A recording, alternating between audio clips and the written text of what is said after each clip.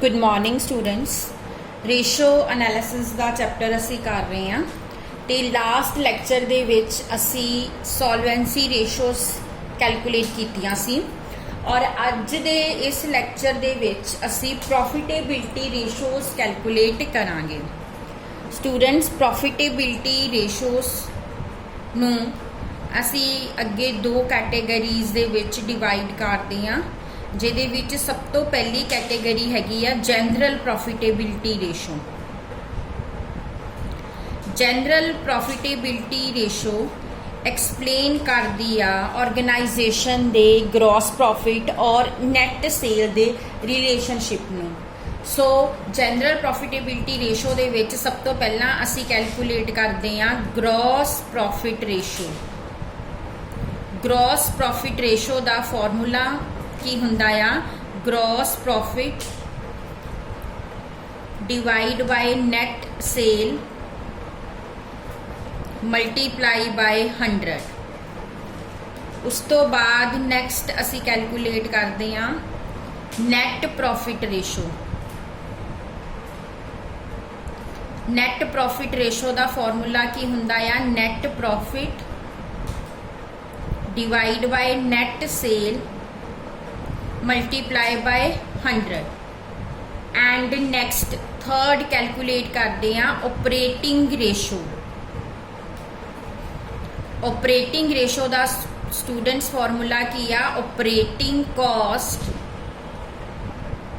Divide by net sale multiply by 100। हुण operating cost किद्दां calculate की जाती है? ऑपरेटिंग कॉस्ट कैलकुलेट करन दा फॉर्मूला है cost of goods sold plus operating expenses.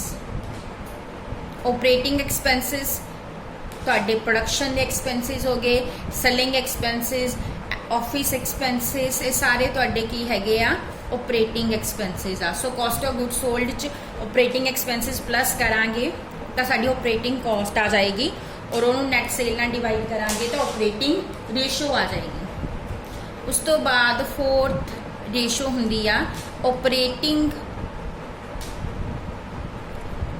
Profit ratio. Operating profit ratio असी calculate करन लई की करते हैं 100 दे विचों ऑपरेटिंग कॉस्ट रेशो नूं माइनस कर दिंदे आ। फॉर एग्जाम्पल तुहाडी ऑपरेटिंग कॉस्ट रेशो 60% आ ते ऑपरेटिंग प्रॉफिट रेशो कितनी होएगी? 100 चो 60 माइनस करांगे तो 40% तुहाडी ऑपरेटिंग प्रॉफिट रेशो होएगी। एंड लास्ट ये विच कोई भी एक्सपेंस रेशो भी कैलकुलेट की जा सकती है। सो जिहड़ा भी एक्सपेंस असी जिहड़ी भी एक्सपेंस रेशो कड्ढनी आ उसे पर्टिकुलर एक्सपेंस नूं असी डिवाइड करना आ नैट सेल दे नाल ते मल्टीप्लाई करना आ 100 दे नाल। सो इस तरीके दे नाल डिफरेंट जनरल प्रॉफिटेबिलिटी रेशोज जिहड़ियां हैगियां आ वो कैलकुलेट कीतियां जांदियां आ। हुण असीं एक क्वेश्चन सॉल्व करते हैं। क्वेश्चन नंबर 19 देखो, ਇਹਦੇ ਵਿੱਚ ਤੁਹਾਨੂੰ महाराष्ट्र एंटरप्राइजेस लिमिटेड ਦਾ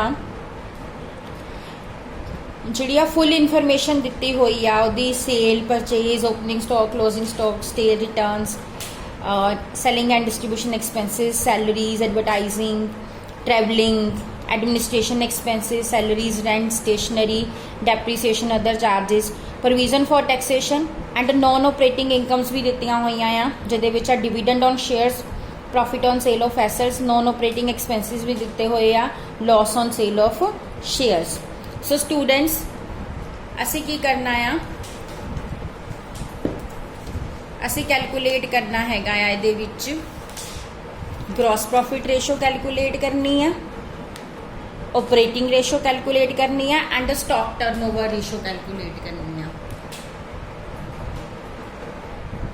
ओके स्टूडेंट सब तो पहला असी ये जिहड़ा तुहानूं इन्फॉर्मेशन दित्ती आ इहदे बेसिस ते असी महाराष्ट्र लिमिटेड दी इनकम स्टेटमेंट जिहड़ी आ वो प्रिपेयर कर लैंदे आ।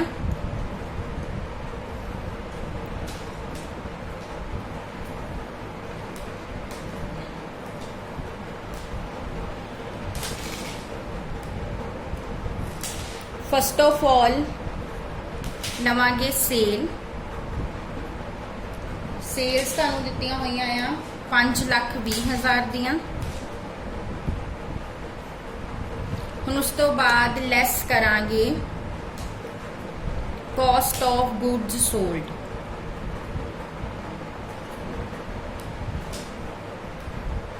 ओपनिंग स्टॉक 76,250 का दिता होया आ। एड परचेजेस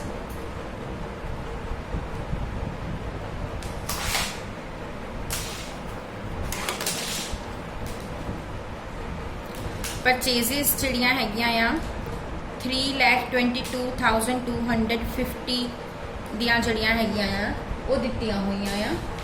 हुण असी इन्हां दोनां नूं टोटल कर लैंदे आ।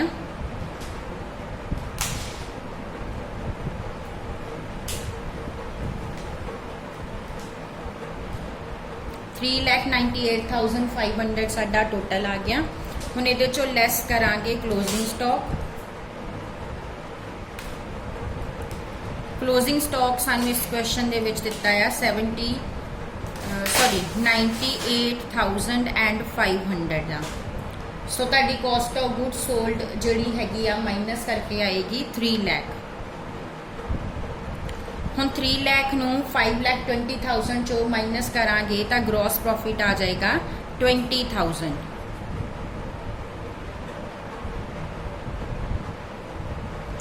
हम नैक्सट लैस करने असी ऑपरेटिंग एक्सपेंसिस।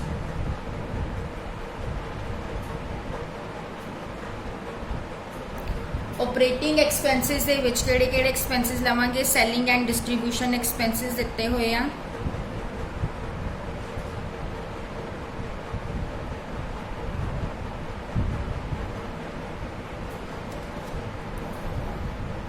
जिहदे विच तुहानू सैलरीज दित्तियां आ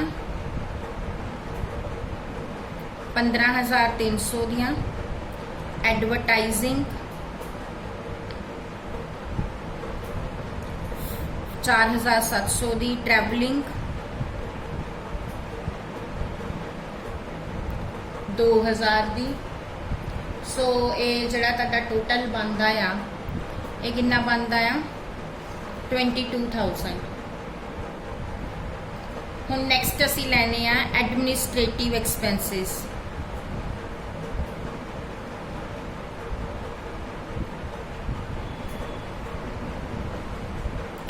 एडमिनिस्ट्रेटिव एक्सपेंसिस दे लई तुहानू ये दिते हुए आ सारे।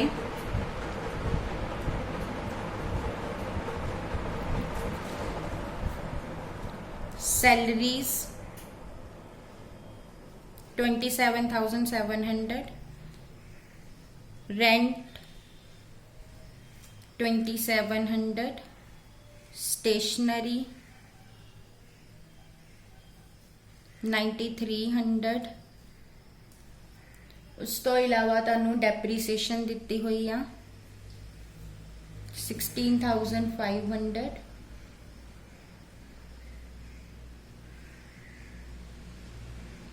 आपां विचों एक चीज़ मिस कर गए आ।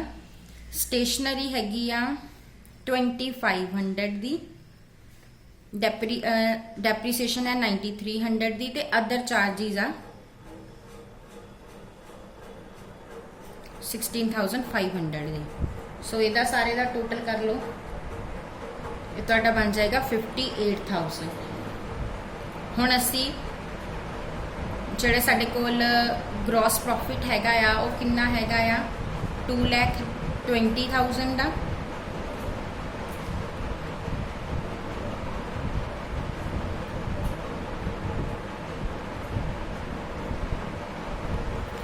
स्टूडेंट्स एक मिसटेक असी इत्थे कीती आ, सेल्स लैस रिटर्न लैनी सी ते रिटर्न जिहड़ी हैगी आ वो 20,000 दी आ। 5,20,000 चो 20,000 माइनस करांगे तो ये फिगर आनी आ 5 लाख दी 2 लाख दी।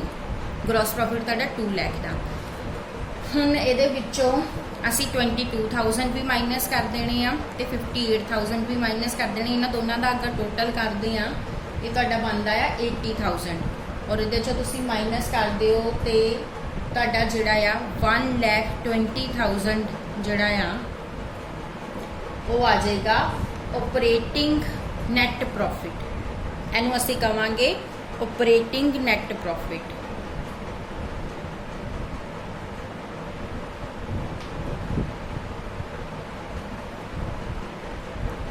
हुण इहदे विच नॉन ऑपरेटिंग इनकम्स जिहड़ियां वो ऐड कर दो।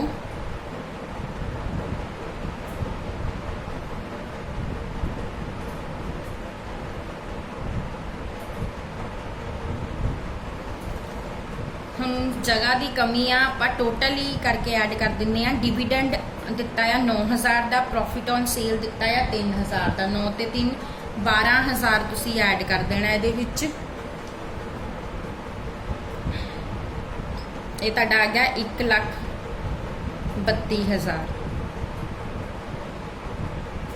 हुण इहदे चों लैस करांगे नॉन ऑपरेटिंग एक्सपेंसिस।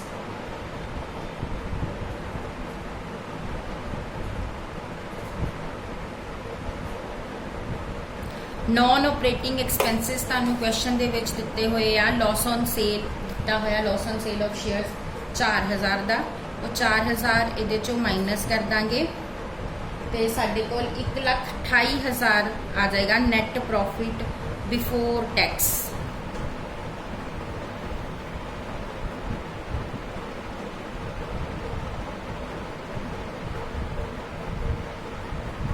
हुण कि सानूं क्वेश्चन टैक्स प्रोविजनस भी दित्तियां होईयां प्रोविजन फॉर टैक्सेशन दित्तियां होईयां 40,000 दियां, वो लैस कर दो।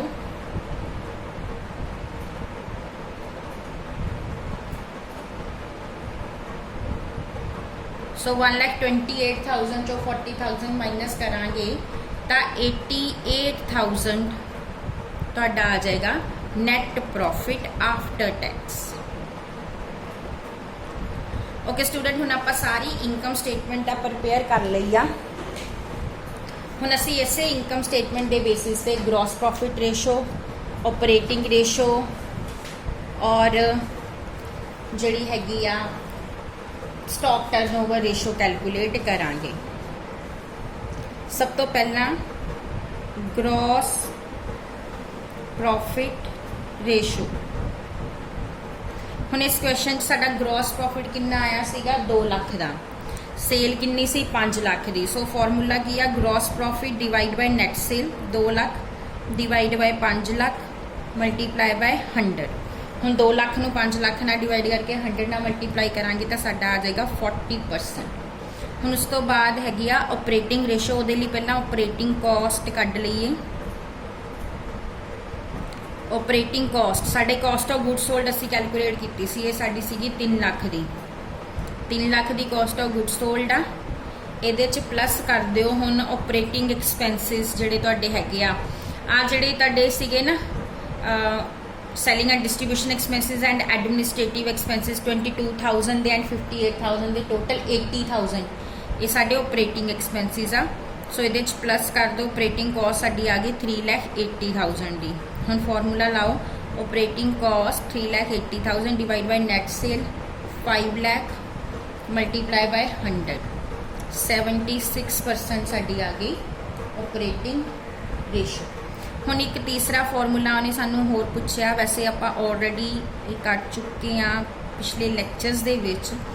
स्टॉक टर्नओवर रेशो फॉर्मूला की हुंदा cost of goods sold divide by average stock. So सब तो पहला एवरेज स्टॉक कैलकुलेट कर लीए। ओपनिंग स्टॉक क्वेश्चन सीगा 76,250 का एंड क्लोजिंग स्टॉक सीगा 98,500 का। टोटल करके 2 ना डिवाइड करो तो तुहाडा आंसर आएगा 87,375। हुण फॉर्मूला लगाओ कॉस्ट ऑफ गुड्स सोल्ड कितनी आ 3 लाख की, एवरेज स्टॉक किन्ने दा 87,375। सो साडा आंसर आ जाएगा 3.433 टाइम्स स्टॉक टर्नओवर रेशो का। सो स्टूडेंट्स इस तरीके दे नाल तुसी जड़ियां हैगियां प्रॉफिटेबिलिटी रेशोस कैलकुलेट कर सकते हो। ਇਹਦੇ ਨਾਲ ਦਾ ਇੱਕ ਕੁਐਸਚਨ ਹੈਗਾ ਆ ਜਿਹਦੇ ਵਿੱਚ ਤੁਹਾਨੂੰ ਉਹਨਾਂ ਨੇ ਸਿਰਫ ਤੇ ਸਿਰਫ ਪ੍ਰੋਫਿਟੇਬਿਲਿਟੀ ਰੇਸ਼ੋਜ਼ ਹੀ ਪੁੱਛੀਆਂ ਹੋਈਆਂ ਆ। ਕੁਐਸਚਨ ਨੰਬਰ 22 ਉਹ ਤੁਸੀਂ ਸੋਲਵ ਕਰਨਾ ਆ। Thank you.